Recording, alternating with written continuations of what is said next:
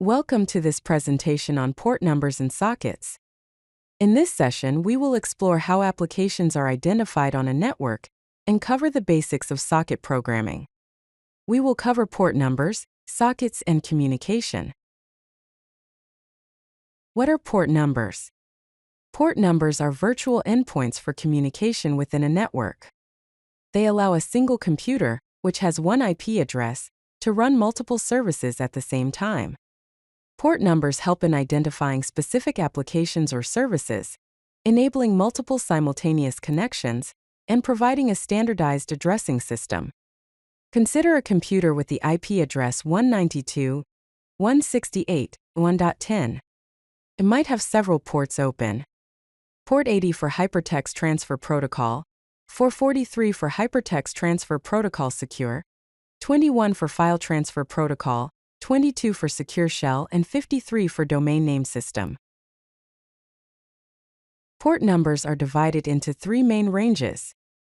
These are well-known ports, registered ports, and dynamic or private ports. Well-known ports range from 0 to 1023. These ports are reserved for common system services and privileged processes.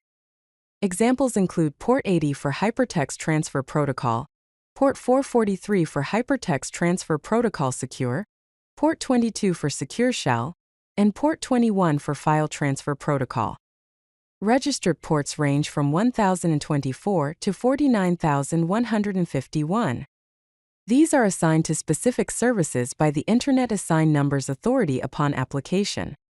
Some examples include Port 3306 for My Structured Query Language, Port 8080 for Alternate Hypertext Transfer Protocol, Port 5432 for Postgres Structured Query Language, and Port 27017 for Mongo Database.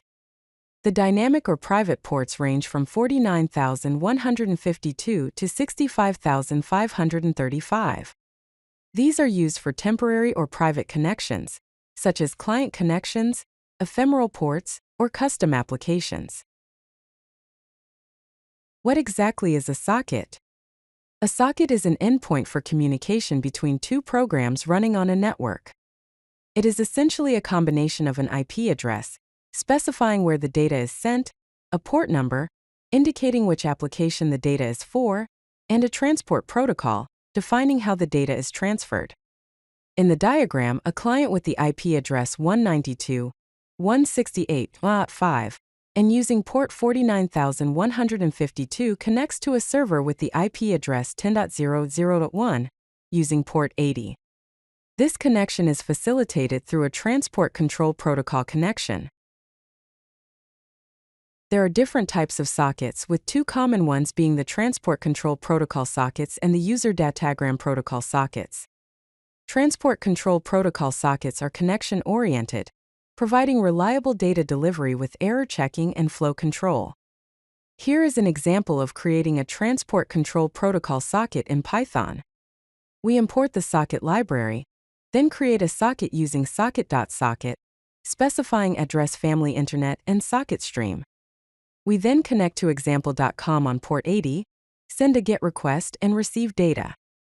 User datagram protocol sockets, on the other hand, are connectionless, offering faster transmission but with no guarantee of delivery or ordering. Here is an example of a user datagram protocol socket in Python. After importing the socket library, we create a socket using socket.socket, specifying address family internet and socket datagram.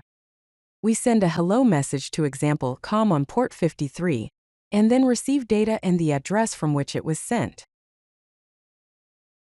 Let's look at the basics of socket programming. On the server side, the first step is to create a socket using socket equals socket, specifying address family internet and socket stream. Next, you bind the socket to an address and port using socket.bind, with the address 0.0.0.0 and port 8080. Then, listen for incoming connections using socket.listen, specifying a backlog queue size of 5. Finally, accept the connection from a client using client-address equals socket.accept. On the client side, the process begins similarly by creating a socket, again specifying address family internet and socket stream. The next step is to connect to the server, using socket.connect, specifying the server IP and port, such as 8080. You can then send and receive data using socket.send for sending data and response equals socket.receive, specifying a buffer size, such as 1024 bytes. To end the communication, close the connection using socket.close. Here's a simple example to illustrate socket programming. On the server side, import the socket library. Create a transport control protocol or Internet Protocol socket. Bind to an address and port, in this case localhost on port 9999. Listen for incoming connections and print that the server is listening on port 9999. Accept the connection, and then receive up to 1024 bytes of data from the connection and decode the data. Send a response message received back to the client, and close the connection. On the client side, import the socket library. Create a transport control protocol or Internet Protocol socket. Connect to the server at localhost on port 9999 and print connected to server.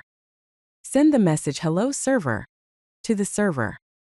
Receive the server's response, up to 1024 bytes, and print the server's response after decoding.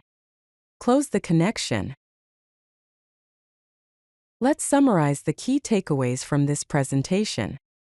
Port numbers are virtual endpoints that allow multiple services to run on a single IP address. They are organized in ranges 0 to 1023, 1024 to 49151, and 49152 to 65535. Sockets are endpoints for network communication, combining an IP address, port number, and protocol to enable application-to-application connectivity.